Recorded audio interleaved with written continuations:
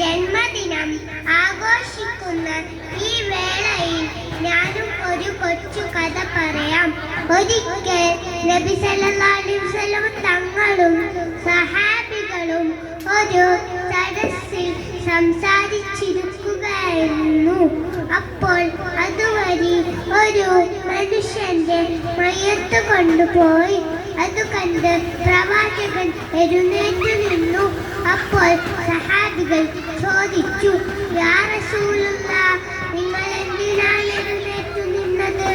അതൊരു ജൂത മനുഷ്യന്റെ മയ്യത്തല്ലേ. ഇത് കേട്ട് റസൂലുള്ളാഹി സ്വല്ലല്ലാഹു അലൈഹി വസല്ലം തങ്ങൾ പറഞ്ഞു, ജൂതനാണെങ്കിലും അയാളും ഒരു മനുഷ്യനല്ലേ.